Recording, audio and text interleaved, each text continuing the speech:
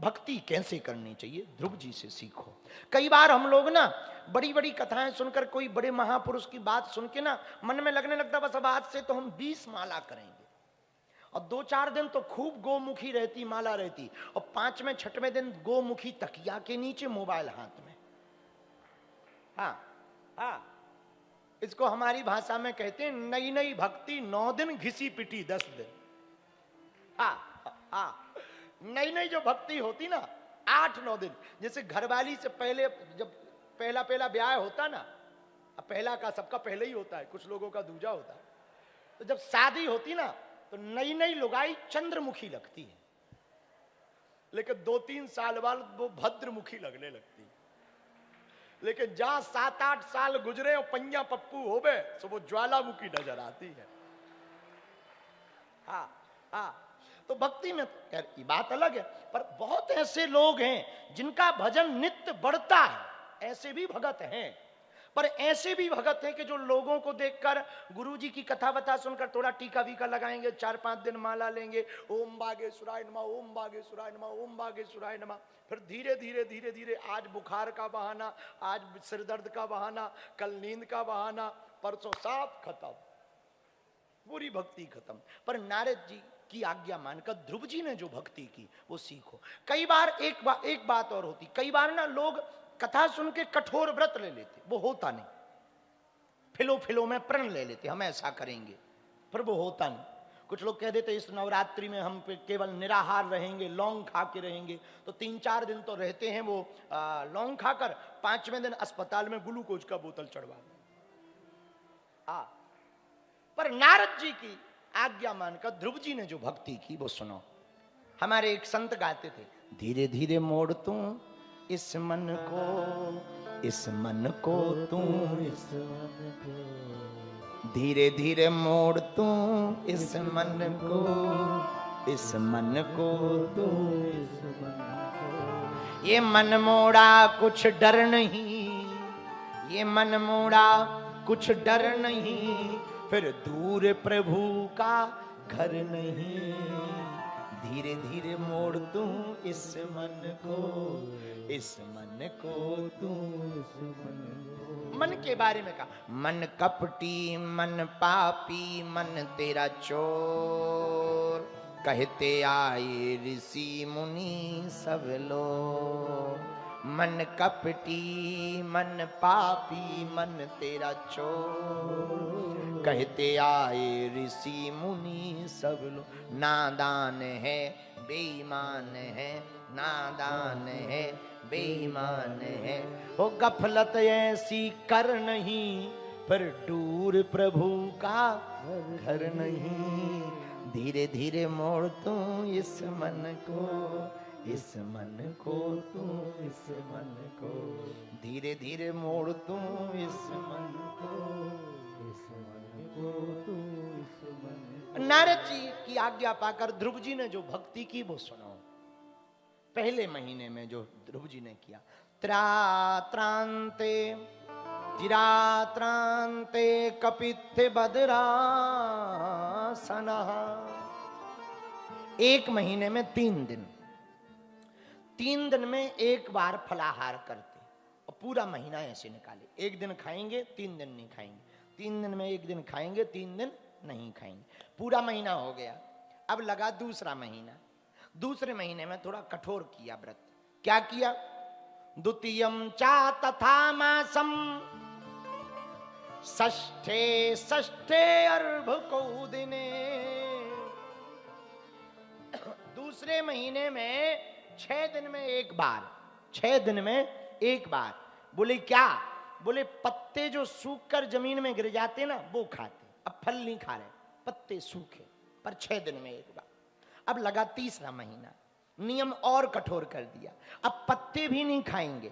फिर बोले 9, तीसरे महीने में 9 में अहनी, 9 दिन में एक बार। बोले क्या?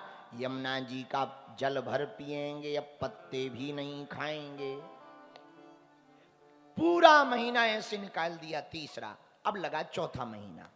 अब चौथे महीने में और प्रण कठोर किया भगवान को पाने का। चतुर्मपि वैमासम द्वादशे द्वादशे अहनी। चौथे महीने में जल भी त्याग दिया। बोले क्या? बोले 12 दिन में एक बार केवल वायु का आहार, वायु यानी हवा, वो भी एक बार। हाँ, और फिर रोक लिया। धीरे धीरे अभ्यास बन गया। अब लगा 5वां महीना। सोचा अब ये भी त्याग देना चाहिए जब तक दर्शन ना हो जाए। अंगूठे के बल पर खड़े होकर के ध्रुव जी ने श्वास को रोक लिया, और जहां श्वास को रोका तो देवता फड़फड़ा गए। क्यों? देवलोक की ऑक्सीजन कम होने लगी। तो साहब देवता भगवान के पास गए कि आजकल हमको श्वास लेने में बड़ी दिक्कत हो रही है। हमारी भाषा में कहें कोरोना तो नहीं हो गया है, हाँ आजकल बहुत दिक्कत हो गई है। तो देवताओं की बात सुनकर भगवान श्री हरि ने कहा, हमारा एक बहुत प्रिय भगत अपनी प्राण वायु को रोक करके हमें पाने के लिए भजन कर रहा है। तो देवता बोले, प्रभु जितनी जल्दी हो उसको दर्शन दो और उसकी श्वास छुड़वाओ छुड़वाओ। थोड़ा भजन कम पड़ता हो तो हमारा ले लो, पर कहीं हम लोग टबक ना जाए, इसलिए जल्दी जाओ। देवता स्तुति कर रहे ध्रुव जी के लिए, और भगवान ने भी सोचा एक बात यहां हम कहें, जो करते रहोगे भजन धीरे धीरे, भजन धीरे धीरे तो मिल जाएगा वो सजन धीरे, तो मिल जाएगा सजन धीरे धीरे, जो करते रहो भजन धीरे धीरे। धीरे धीरे भगवान का भजन करोगे तो परमात्मा एक ना एक दिन, और यही हुआ। ध्रुव जी के पास भगवान आए, गरुड़ पर आरूढ़ होकर भगवान आए, ध्रुव जी के सामने खड़े हो गए। लेकिन ध्रुव जी नेत्र बंद किए हैं, देख नहीं रहे। क्या कारण? ध्रुव जी देख तो रहे हैं, अंदर में ही देख रहे। अंदर भी तो एक ठाकुर हैं, उनको देख रहे, उस रूप रस सुधा में आनंदित हैं। भगवान ने सोचा कि ये अंदर ही यदि देखता रहेगा तो ये कभी नेत्र नहीं खोलेगा। तो भगवान ने कृपा करके भीतर के स्वरूप को खींच लिया। तो ध्रुव जी बेचैन हो गए, और जैसे ही नेत्र खोले तो जो अंदर थे वही बाहर प्रकट हो गए। पुरंजनोपाख्यान में देह की महिमा है। नवद्वारम पुरे देहि, गीता में भगवान ने तन के 9 दरवाजे बताए। नवद्वारम पुरे देहि, शरीर में 9 दरवाजे हैं। इन 9 दरवाजों से ही प्राण निकलते हैं। एक दिन का हमारा चिंतन है शरीर के ऊपर का। पूरे शरीर में 9 दरवाजे, 2 कान, 2 आंख, सो कितने हुए? 4, और 2 नासापुट 6, 1 मुख और 2 मल द्वार, कितने हुए? 9। आप कभी विचार करना, जिस शरीर के लिए तुम पागल रहते, प्रेम करते, जिस शरीर को पाना चाहते, जिस तन के पीछे तुम बाबरे होते, उस पूरे तन के 9 दरवाजों में से मल के अलावा कुछ भी नहीं निकलता। आंखों से कीचड़, कान से, उसको हमारे भाषा में कनेऊ कहते हैं, गंदगी, नाक से कीचड़, और मुख से सुबह सुबह जी भी ना करो।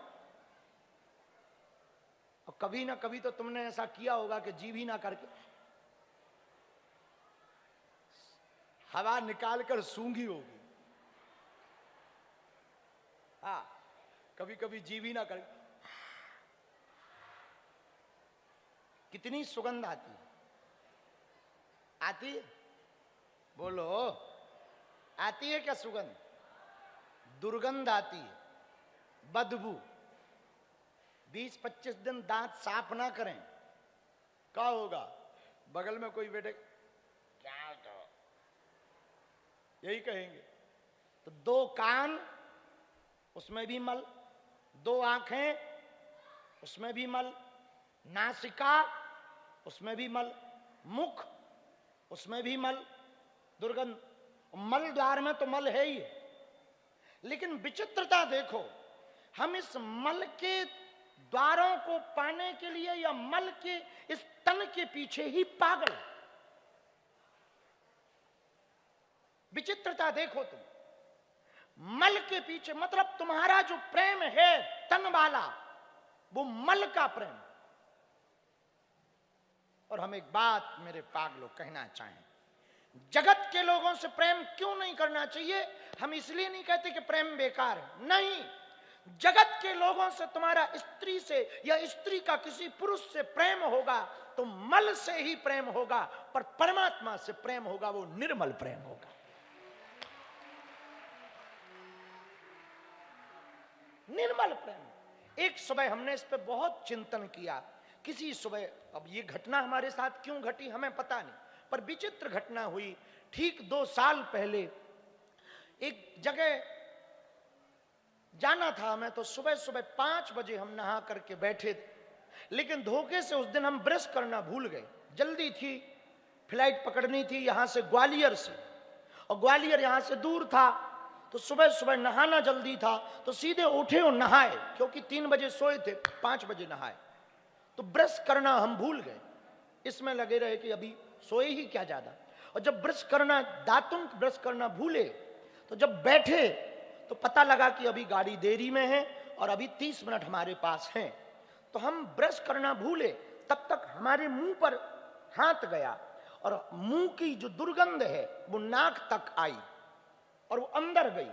और फिर ये चिंतन हमारे मन में आया कि 9 द्वार हैं शरीर में और 9 द्वारों में से मल निकलता, लेकिन हम कितने पागल हैं, इस मल के तन को पाने के लिए बर्बाद कर देते जिंदगी को, निर्मल तन को पाने के लिए ना समय निकाला।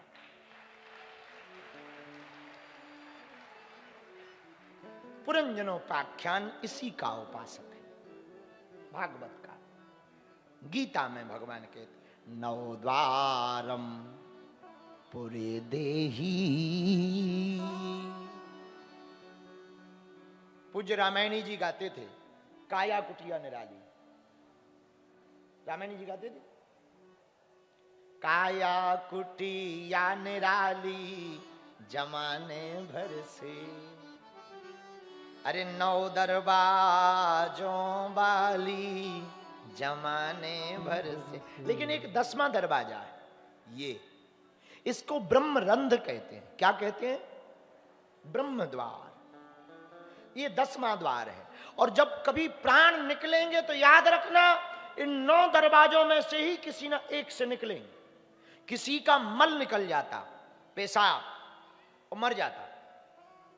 किसी का मल निकल जाता, गंदगी, और मर जाता। किसी की आंख फट जाती और प्राण निकल जाता। किसी का मुंह, और मर जाता। और कान से भी निकलता, पर कान थोड़ा बड़ा नहीं होता, इसलिए समझ नहीं आता।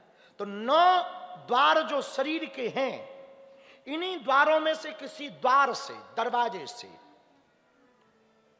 प्राण निकलते हैं।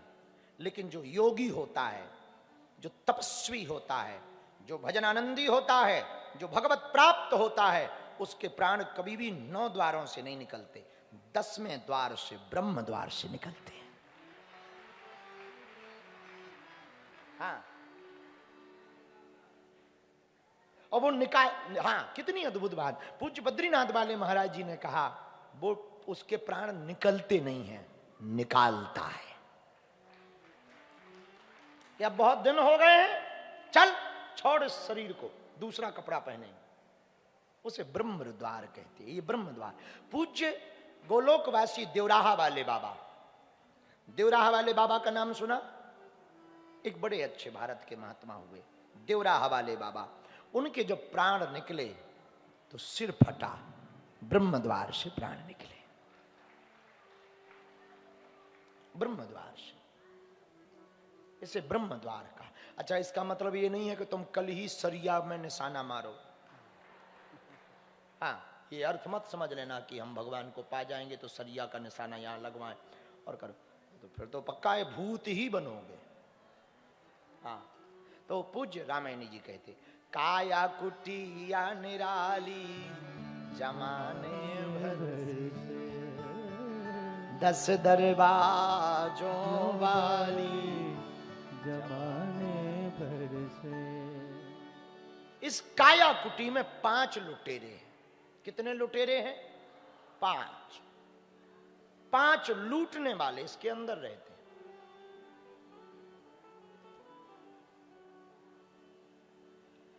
अहंकार एक लुटेरा है, अहमता जिसे कहते हैं, अंग्रेजी में कहें तो ईगो, इसी के अंदर रहता है, लूटने वाला है। राग, द्वेष, झूठ, छल, अहम, ये जो लुटेरे हैं ये लूटते हैं। लेकिन इसी काया कुटिया में